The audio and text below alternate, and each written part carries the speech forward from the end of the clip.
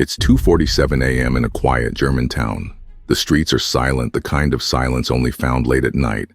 Then, out of nowhere, a deafening explosion shatters the calm. Alarms echo through the streets as two masked men emerge from the debris, hauling cash boxes into a stolen car. Within seconds, they're gone, leaving behind the wreckage of an ATM and a scene of chaos. This wasn't the first robbery of its kind. It was part of a growing wave of attacks sweeping across Europe. The men executed their plan with precision, knowing that even the smallest mistake could turn the operation into a disaster.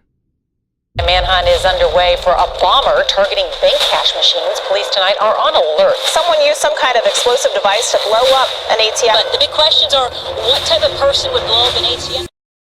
This is the story of Europe's ATM bombers, a network of criminals who turned ATMs into ticking time bombs of profit and destruction. On February 1st, 2023, in the quiet town of Kirsby, Germany, the stillness of the night is abruptly disrupted. A black Audi screeches to a halt outside a local bank, and two masked men emerge, moving quickly towards an ATM inside the glass doors. They swiftly attach explosives to the machine, but the first attempt results in a mere boom, leaving the ATM intact. Undeterred, they prepare for a second blast, which successfully destroys the ATM, spilling cash everywhere. However, the delay does not go unnoticed. A neighbor has called the police, and soon the distant sound of sirens fills the air. The men scramble to gather the cash and jump into their Audi, just as the police begin to converge on the area. As the chase ensues through narrow streets and highways, the suspects use laser pointers to blind pursuing officers, causing one patrol car to veer off the road. For a brief moment, they believe they have escaped. Their luck quickly runs out when a police helicopter tracks them with heat-detecting cameras.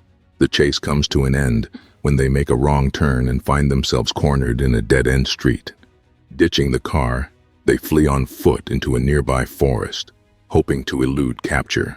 Unbeknownst to them, officers are already flooding the area, and within minutes, they are apprehended using pepper spray in sheer numbers.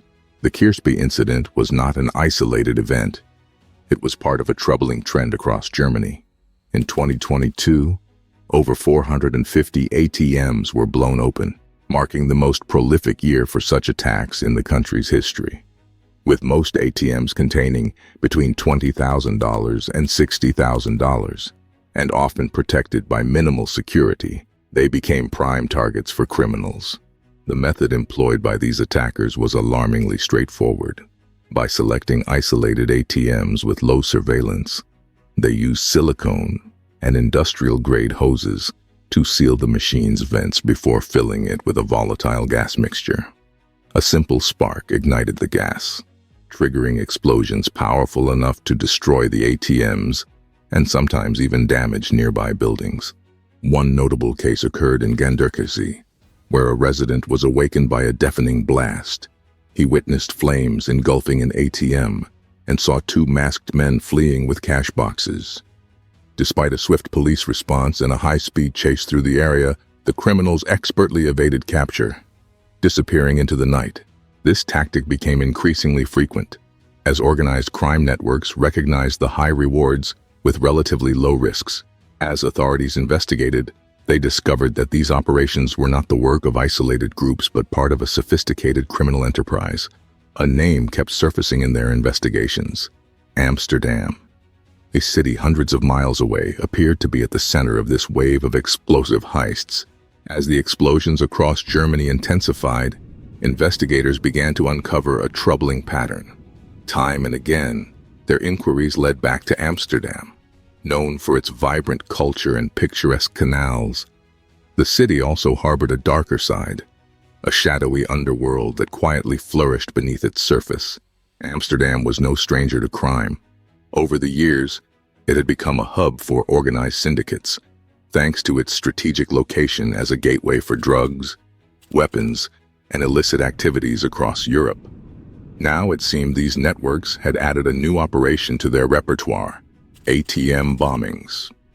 The German police, collaborating closely with Europol, identified a specific neighborhood in Amsterdam where stolen cars connected to the heists were frequently abandoned.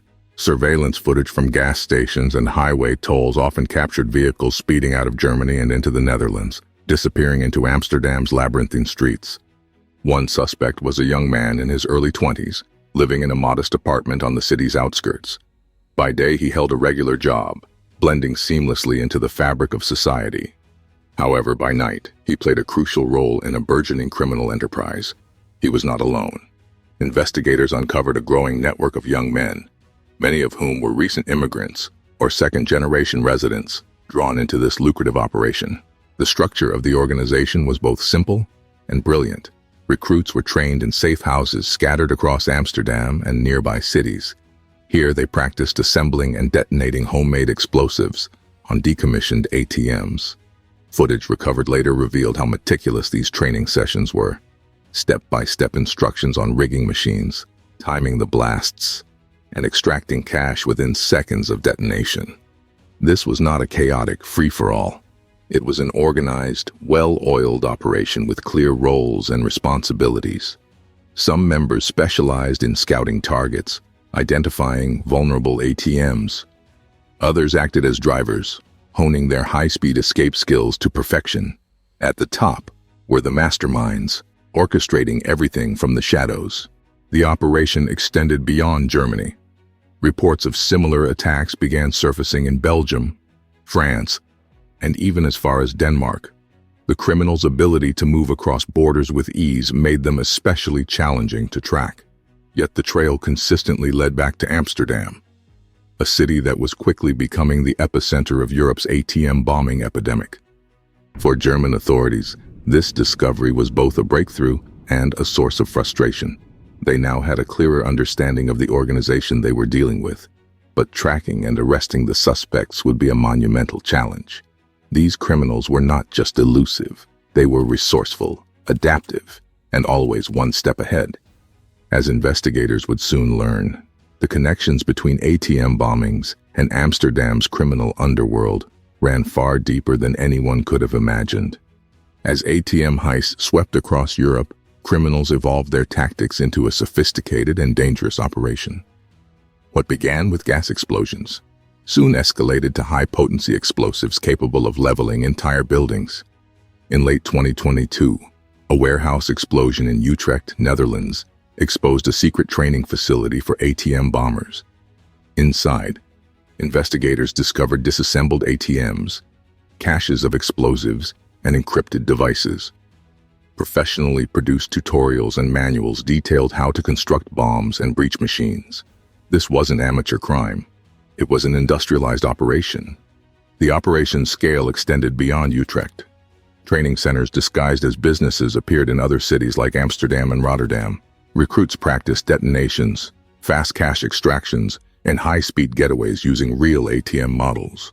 Many machines were purchased legally from unsuspecting suppliers. For those unable to train in person, criminals offered digital alternatives. Encrypted apps like Telegram sold guides detailing ATM attacks, spreading techniques quickly. Demand turned these guides into a lucrative trade, empowering criminals across Europe. Investigators traced explosives to Eastern Europe. Materials like Semtex, often used by paramilitary groups, flowed through underground channels, linking ATM bombers to global crime syndicates. This shifted the investigation from local crime to transnational organized crime. Despite their precision, the criminals left traces. Surveillance footage, fingerprints, and vehicle registrations led authorities to Amsterdam, exposing a centralized hub for operations. Law enforcement agencies in Germany, the Netherlands, and Belgium formed task forces to dismantle the network. Raids uncovered more evidence, blueprints for replicating training centers, encrypted chats about equipment shipments, and financial transactions tied to offshore accounts. The syndicate operated like a corporation, industrializing ATM bombings and expanding globally. As authorities cracked down, the syndicate adapted. Arrested leaders were replaced, and digital training materials continued circulating on the dark web. New recruits filled the gaps, keeping the crime wave alive. By mid-2023, ATM bombings declined in Germany but spread to other countries like Italy and Spain. The techniques had taken root, making it clear that the fight was far from over.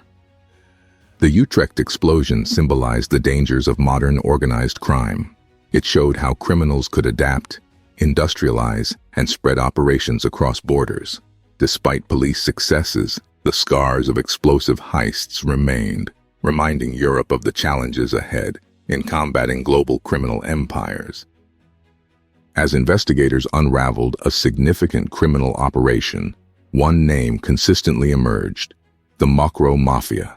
Originating from North Africa, this organization is notorious for its control over the Dutch and Belgian underworld and has been implicated in drug trafficking and high-profile assassinations. Recently, they have also been linked to a series of ATM bombings. What distinguishes the Mocro Mafia is their systematic approach to crime. These heists are not random. They function like a well-oiled machine. Young recruits are meticulously groomed and trained for specific roles, including specialized drivers for high-speed escapes and explosives experts managing dangerous materials, all coordinated from hidden bases in Amsterdam and Utrecht. A notable case in 2016 involved an ATM heist in Meppen, Germany, where a getaway car crashed, resulting in 1 death and severe injuries. Among the suspects was Anwar Taghi, a cousin of Ridwan Taghi, the infamous leader of the Mocro Mafia. While Anwar evaded immediate arrest, his later capture strengthened suspicions about the organization's involvement in these crimes. Ridwan Taghi, often dubbed the Pablo Escobar of Europe, controls a significant portion of Europe's cocaine trade and is implicated in numerous murders. His organization operates with the efficiency of a multinational corporation, funding itself through activities including ATM bombings. The Mocro Mafia employs military-grade explosives, encrypted communications, and cross-border coordination, all indicative of their sophisticated operations. Witnesses who threatened to expose them have faced violence, including the assassination of a lawyer representing a key witness. Despite operational setbacks, law enforcement remains focused on challenging this deeply rooted network, recognizing that the fight against the Mocro Mafia is merely the beginning of a larger battle against systemic issues in society. By late 2022, law enforcement was poised to act against the Mocro Mafia's alarming ATM bombing operations, which had escalated into a direct threat to public safety. Recognizing the urgency, Europol coordinated a task force that included police from Germany, the Netherlands, and Belgium. Day and night surveillance revealed the group's extensive network, culminating in the interception of a shipment of Semtex explosives bound for Amsterdam, a clear indication of their plans for more lethal heists. In early 2023, authorities launched synchronized raids across multiple cities, deploying over 300 officers to storm warehouses, training grounds, and safe houses. In Amsterdam, they uncovered a shocking scene: a stockpile of explosives, numerous disassembled ATMs, and encrypted devices containing critical operational data. 19 suspects were arrested, including logistics coordinators and bomb-making experts connected to the Mocro Mafia. Law enforcement seized $2.5 million in cash, weapons, and destructive materials, but most importantly, they retrieved encrypted files that unveiled the organization's vast network, linking ATM bombings to drug trafficking and money laundering. The raids dealt a severe blow to the Mocro Mafia's operations for the first time, targeting their infrastructure directly. However, the arrests triggered a scramble within the organization, underscoring that the fight was far from over. Despite the crackdown, ATM bombings persisted in the weeks that followed. The decentralized nature of the Mocro Mafia made dismantling the group exceedingly difficult, and the seized training materials quickly spread onto the dark web, providing new criminals with blueprints for executing similar attacks. In Germany, the aftermath of the bombings left towns grappling with increased insurance claims, damaged businesses, and communities deprived of ATM access, as some banks opted not to replace their machines. Meanwhile, in the Netherlands, the ramifications of the arrests weakened Ridwan Taghi's empire, prompting a likely pivot towards enhancing their drug trafficking activities. One standout discovery from the seized devices was detailed blueprints for replicating their training network across Europe, complete with bomb recipes and encrypted communication techniques. While the operation was celebrated as a success, law enforcement faced significant challenges ahead. The question remained: Could they completely dismantle the Mocro Mafia, or was their fragmented structure too resilient for total eradication? Europe had secured a vital victory, but a larger war loomed on the horizon.